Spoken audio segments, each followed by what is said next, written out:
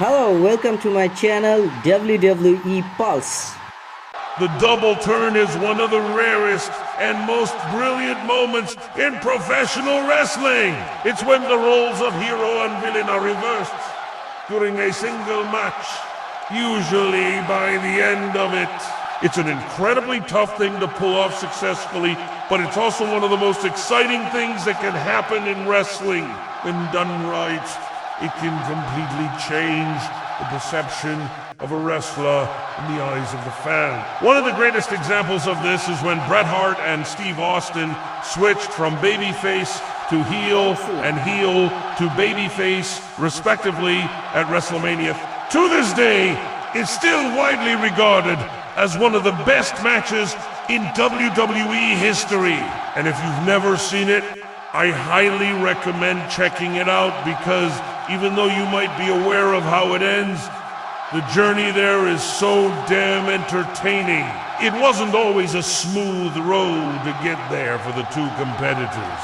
However, in fact, the match had a very rocky start, and things got so bad behind the scenes that Austin actually walked out on Hart before their match was over. Well, sort of. This is a bit of an exaggeration. Austin didn't just walk out on Hart, but he did leave the ring briefly and then returned to finish the match. But it was still enough of a problem that management had to hold a meeting about it after the event. So what happened? Why did Austin leave the ring? And why do fans still love this match so much despite all the problems that occurred during it? Break down everything you need to know about the double turn and how Austin and Hart pulled it off in today's video. Bret Hart vs. Steve Austin at WrestleMania 13.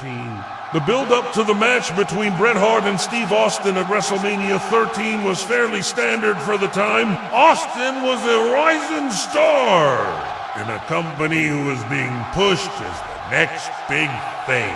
He had defeated many established wrestlers like the British Bulldog and the 123 Kid to get himself into title contention. Hart, on the other hand, was the champion who had been feuding with The Undertaker for several months leading up to this point.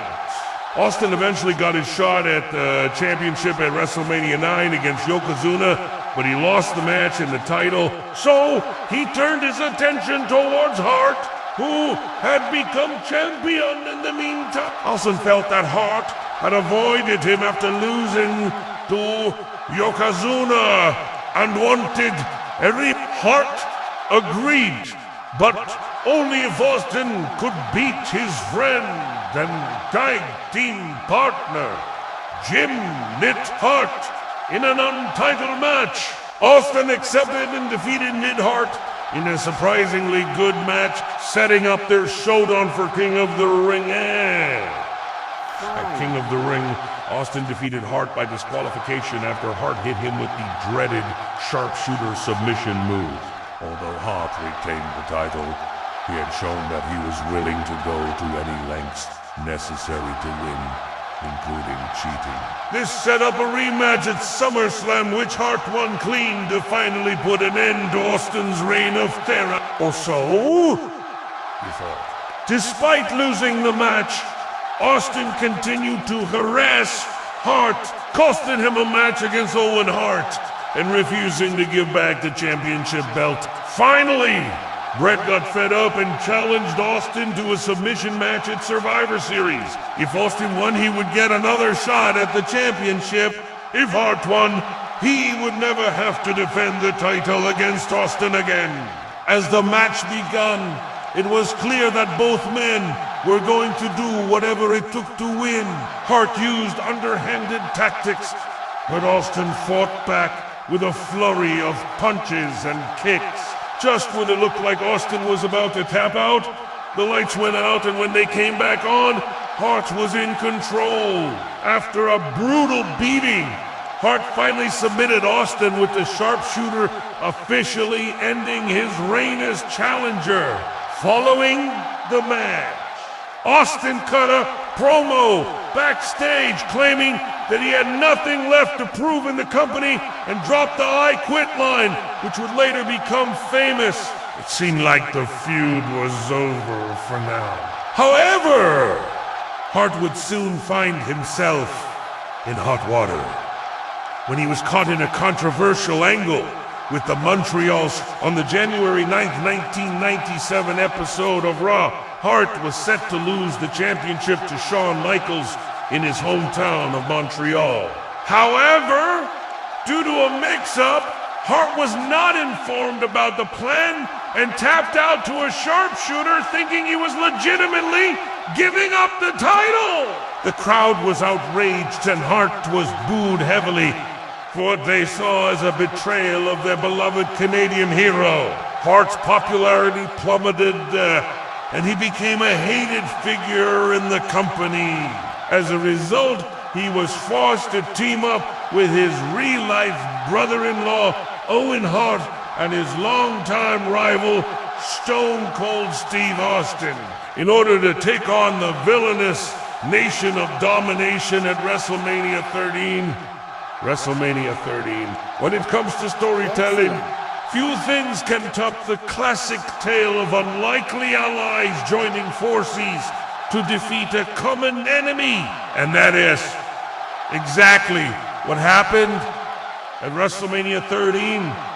Hart and Austin were forced to team up with Owen Hart to take on the Nation of Domination, a dominant stable of black wrestlers led by the Menacing.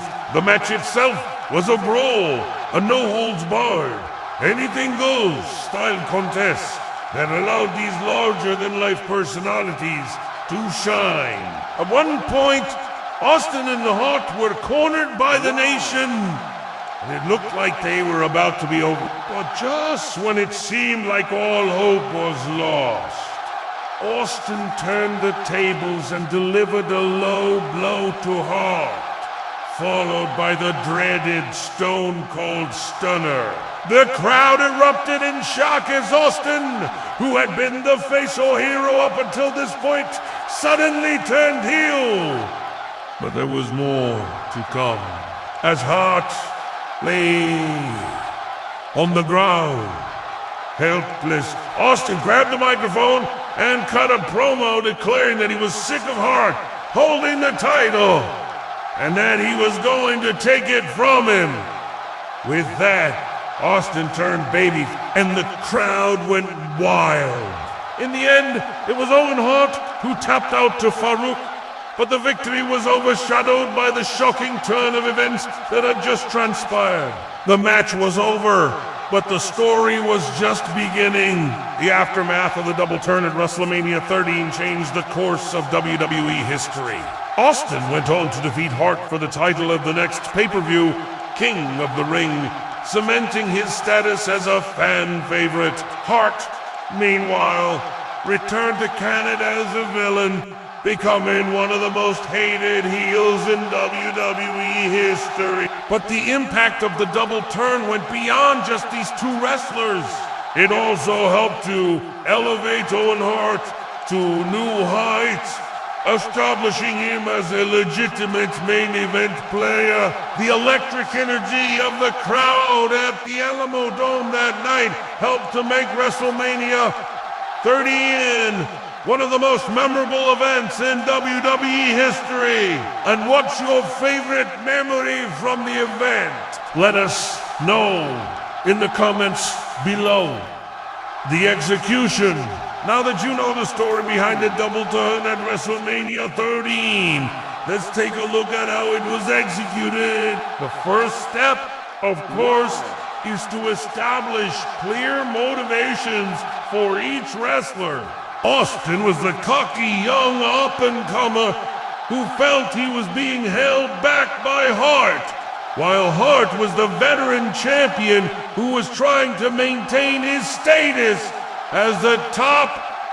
This made for a natural rivalry and gave each wrestler something to fight for.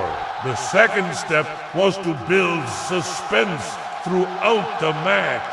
The crowd needed to be kept on the edge of their seats, wondering who would come out on top. This was achieved through near falls, close calls, and sudden bursts of action.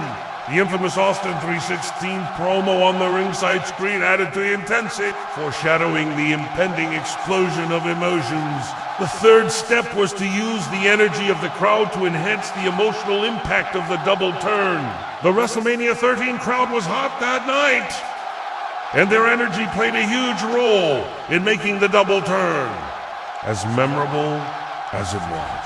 Austin's heel turn was met with boos, while his subsequent babyface turn elicited deafening jeers. The crowd's reaction added an extra layer of intensity to the moment, making it all the more shocking and satisfying. The fourth step was to keep things simple. A double turn is already a lot to take in, so it's important not to overcomplicate things. Austin and Hart undid a convoluted finish or a bunch of cheap tricks to make their double turn work. All they needed was a hot crowd and a well-executed match. Finally, the fifth step is to follow up on a double turn with strong booking. Austin and Hart were both in 4 major pushes after WrestleMania 13. Austin went on to become a 6-time WWE champion and a bona fide legend, while Hart remained a top star in the company despite his heel turn. Overall, the execution of the double turn at WrestleMania 13 was near perfect. The motivations were clear. The suspense was high. The crowd was hot. Things were kept simple. And the follow-up booking was strong. It's no wonder this match is still regarded as one of the greatest of all time. Thanks for watching. Okay guys, thank you for watching my videos.